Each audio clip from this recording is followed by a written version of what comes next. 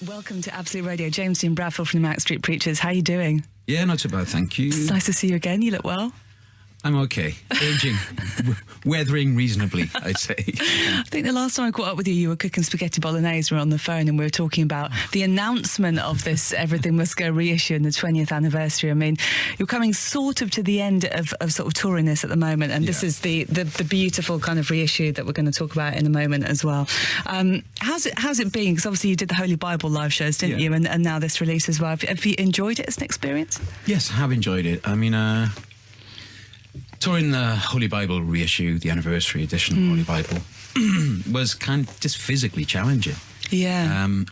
It's much more of a muso kind of album than people give it credit for. You know, the Holy Bible's full of strange time signatures, you know, an amazingly crazy amount of lyrics. Yeah, right. And it was quite a physical challenge to play it 20 years later.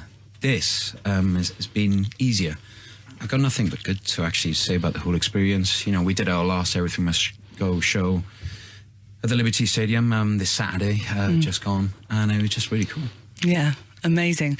If we go back to when you started writing this album, obviously it was a really tumultuous time for you as a band, wasn't it? Yeah. Can you tell me, I don't want to sort of delve too much because I know that everyone must ask you about it so much, but can you remember one particular time during the writing of this album where you sat down and thought, actually, no, this feels right and we're going in the right direction and this is what we want to do next? One particular day or moment? Or Well, there are two moments, really. And strangely, they cover two particularly different times.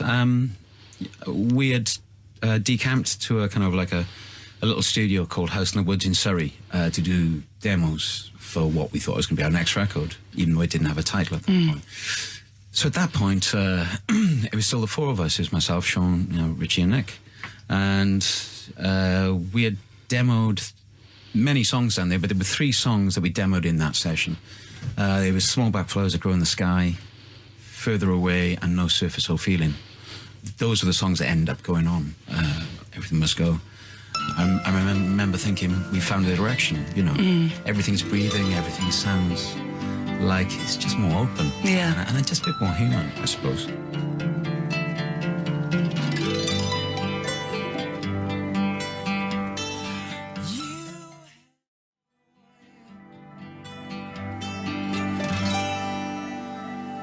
You know, the day after we left that studio, Richey went missing. So for obvious reasons, everything stalled. It just, from what I thought was a great start, everything just stopped because we weren't even thinking about being in a band at that point. I suppose if you fast forward about 5 months, just under 5 months on from that, we'd made the decision that the only thing we could actually do as bandmates, let alone friends, was to actually just try and write a song together. And so, Nick had sent me some lyrics. One was called The Pure Motive and the other one was called Design for Life. And I kind of saw that the two lyrics were kind of in the same ballpark. They were kind of talking about the same things. They both had the same working class references in there. And I put the two lyrics together and it became Design for Life. I remember when you're writing the music in, 10 minutes flat. I remember calling Nick up saying, I think I've cracked it. I think I've done something. I think I've done written the best music that I've ever written to some of our lyrics. So it was those two moments. The very first demo session, when Richey was still in the band, I thought, we're going somewhere. This is going to be great. And then when we wrote Design for Life, after Richey went missing, about 5 months after we were missing, I remember thinking, despite everything that's happened, we're going to make an amazing record. Which was a strange, bittersweet feeling. Yeah, of course, absolutely. And of course, the success that came with it afterwards as well. Yeah, it was always, I mean, it is, I can keep repeating it, but it's just the truth, There was no way out of any of the emotions that were going to come from any of these situations. It was always going to be bittersweet.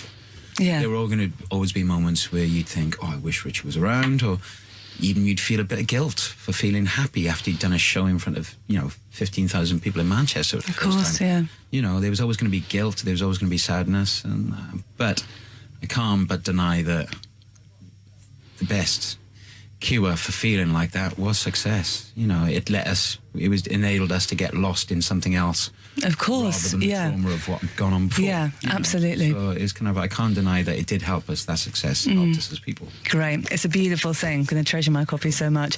You've got a few live shows coming up, and of course we should talk about Euro 2016 and your accompanying football song. Sounds too sort of generic, doesn't it? Well, it's kind of, you know, it's not a sentence I ever expected to be saying, you know, our football song. Our Euro 16, you know, Welsh football song. Yes. I think, you know, we're a band that kind of, we broke the rules when we were like nerdy, kind of no-hoping indie kids back in the valleys, because if you were an indie kid or a punk, you weren't supposed to be into sport. And even Richey was banging into his boxing and his rugby, you know. Yeah, yeah. And, you know, Nick was a cricket fiend. I love my cricket. You know, we all love our football. We all love our rugby. You know, the list goes on, athletics and everything. We argue about sport all the time. So there was, you know, we were always going to try and do a sports song. You know, Nick's lyric is so historically intact in terms of the underachievement and tragedy of Welsh football over the last 58 years. And, you know, there's so many references in there and they're all spot on. And the samples in there really make a difference as well.